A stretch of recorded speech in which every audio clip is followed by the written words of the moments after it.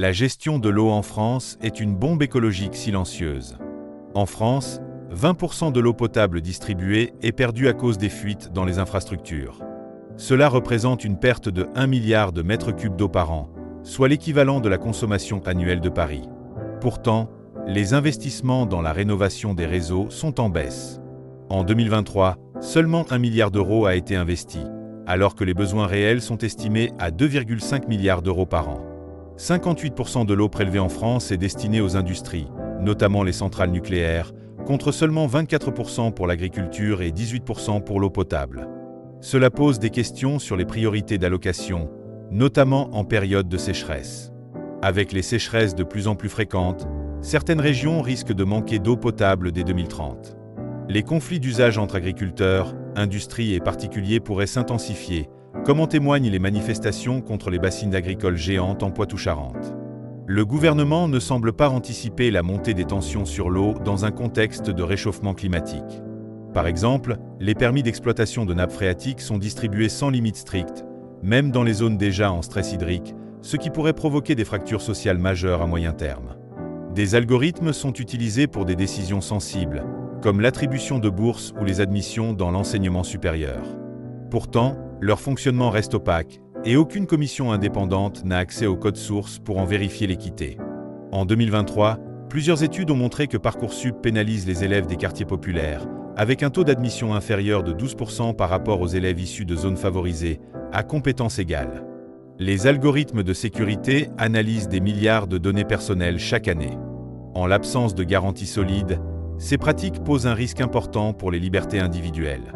Si aucune régulation sérieuse n'est mise en place, ces outils pourraient accentuer les discriminations systémiques et alimenter une méfiance généralisée envers les institutions publiques. Les algorithmes d'intelligence artificielle utilisés pour la collecte d'impôts pourraient avoir des biais non détectés.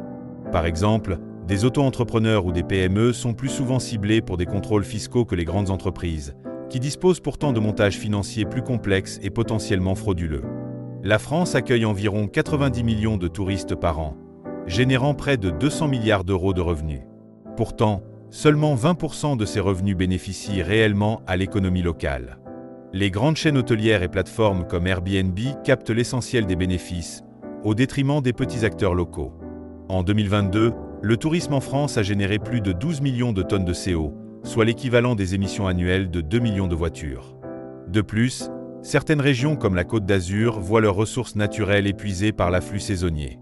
Sans régulation, des sites emblématiques pourraient subir des dégradations irréversibles d'ici 2040. Les zones rurales, délaissées par le tourisme de masse, continueront de souffrir d'un manque d'investissement, aggravant les inégalités territoriales. Le gouvernement n'a pas instauré de taxes spécifiques sur les grandes plateformes comme Airbnb pour compenser les dégâts environnementaux ou financer des projets durables dans les zones touristiques. Contrairement à des pays comme la Norvège, la France n'a pas développé de mécanisme efficace pour investir ses excédents dans des projets stratégiques. Le Fonds stratégique d'investissement, lancé en 2008, ne représente que 20 milliards d'euros, une goutte d'eau comparée aux besoins. Les rares fonds publics français investissent principalement dans des entreprises déjà solides, comme Total ou EDF, au lieu de soutenir les PME innovantes ou les startups à fort potentiel. Sans fonds souverains robustes, la France risque de passer à côté des opportunités de croissance dans des secteurs clés, laissant des pays comme la Chine ou les États-Unis dominer ces marchés. Le gouvernement n'a pas envisagé l'idée d'un fonds souverain dédié à la lutte contre le réchauffement climatique, qui pourrait pourtant générer des bénéfices financiers tout en finançant des projets durables. En 2024, la France a alloué 45 milliards d'euros à son budget de défense, soit environ 1,9% du PIB, en dessous des objectifs de l'OTAN, 2%. Ce sous-investissement chronique a conduit à des lacunes majeures dans les capacités militaires. Seulement 222 chars de combat en service, contre 1500 pour la Russie. Une flotte aérienne réduite, avec moins de 200 avions de chasse, alors que les tensions en Europe augmentent. Près de 50% des véhicules blindés de l'armée datent des années 1980. Les retards dans le programme Scorpion, destiné à moderniser les blindés, ont encore repoussé les livraisons à 2027. La France dépend à 70% des États-Unis pour le renseignement satellitaire et à 60% pour certaines technologies militaires avancées, ce qui compromet son autonomie stratégique en cas de désalignement géopolitique. En cas de conflit de haute intensité, scénario réaliste selon un rapport du Sénat de 2023, les réserves de munitions françaises seraient épuisées en 7 jours, contre 30 jours pour les États-Unis. L'incapacité à protéger efficacement les territoires d'outre-mer pourrait devenir une faiblesse géopolitique majeure, notamment dans l'océan Indien et le Pacifique. Le gouvernement n'a pas anticipé l'impact de la guerre économique sur les chaînes d'approvisionnement militaire. Par exemple, des composants critiques comme les semi-conducteurs, utilisés dans les systèmes de défense, sont produits majoritairement en Asie, Taïwan, Corée du Sud, rendant la France vulnérable en cas de conflit dans cette région. La Commission nationale de l'informatique et des libertés, CNIL, chargée de veiller au respect des données personnelles en France, dispose d'un budget annuel de seulement 24 millions d'euros et de 220 agents. Un chiffre ridicule face aux géants de la tech comme Google, qui investit plusieurs milliards dans la gestion des données. En 2023, la CNIL a infligé une amende record de 60 millions d'euros à Amazon pour non-respect des règles sur les cookies, mais cela représente moins de 0,05% du chiffre d'affaires annuel de l'entreprise. Sans renforcement, la CNIL risque de devenir une institution purement symbolique. Les citoyens pourraient perdre toute confiance dans la capacité de l'État à protéger leur vie privée, ce qui serait dramatique à l'ère des cyberattaques et de l'exploitation massive des données. La CNIL n'a pas pris de mesures proactives contre les applications mobiles utilisées massivement en France, comme TikTok, qui récoltent des données biométriques sensibles sans consentement explicite. Un audit systématique des applications téléchargées sur le territoire français pourrait révéler des pratiques illégales passées inaperçues. En 2022, la France a exporté 15 millions de mètres cubes de bois brut, principalement vers la Chine, sans transformation locale. Cela représente une perte de 2 milliards d'euros de valeur ajoutée pour l'économie nationale.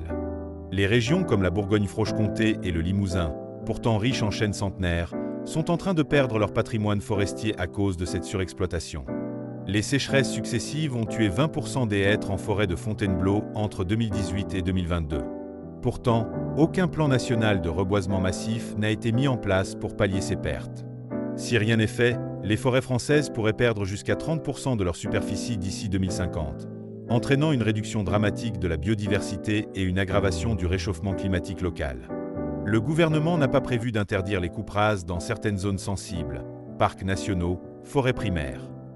Ces pratiques détruisent irrémédiablement les sols, empêchant toute régénération naturelle. La France compte plus de 1200 agences publiques, comme l'ANS, l'ANSM ou Pôle emploi, représentant un coût annuel de 50 milliards d'euros. Pourtant, un rapport de la Cour des comptes de 2021 a révélé que 20% de ces agences ont des missions redondantes ou mal définies. Exemple, l'Agence française pour la biodiversité, AFB, et l'Office national des forêts, ONF, se chevauchent sur plusieurs missions, mais leurs budgets ne sont pas mutualisés. En 2023, l'Agence nationale de la recherche, ANR, a dépensé 40% de son budget en frais administratifs, contre 15% seulement pour des agences similaires en Allemagne. Si ce gaspillage n'est pas rationalisé, les finances publiques continueront à s'alourdir, rendant impossible toute baisse d'impôts ou réallocation vers des secteurs prioritaires comme la santé ou l'éducation. Certaines agences sont utilisées comme outils politiques pour caser des proches ou des collaborateurs remerciés. Par exemple, plusieurs anciens ministres se retrouvent à la tête de ces structures, sans justification de compétences. En 2023, le recul de l'âge légal de départ à la retraite à 64 ans a suscité une opposition massive, mais le problème structurel demeure. Le déficit du système devrait atteindre 12 milliards d'euros par an d'ici 2030, selon le Conseil d'orientation des retraites, COR. Les ouvriers, qui ont une espérance de vie de 6 ans inférieure à celle des cadres, seront les plus pénalisés. De plus, les femmes, souvent en carrière hachée, continuent de toucher une pension inférieure de 25% à celle des hommes. Sans réforme plus profonde, intégrant notamment une meilleure taxation des hauts revenus ou un allongement progressif des cotisations pour les professions les mieux rémunérées, le système de retraite risque l'effondrement d'ici 2040. Le gouvernement n'a pas exploré la possibilité d'un système universel à points, permettant une plus grande équité entre les professions, bien qu'un tel modèle ait été recommandé par plusieurs économistes indépendants.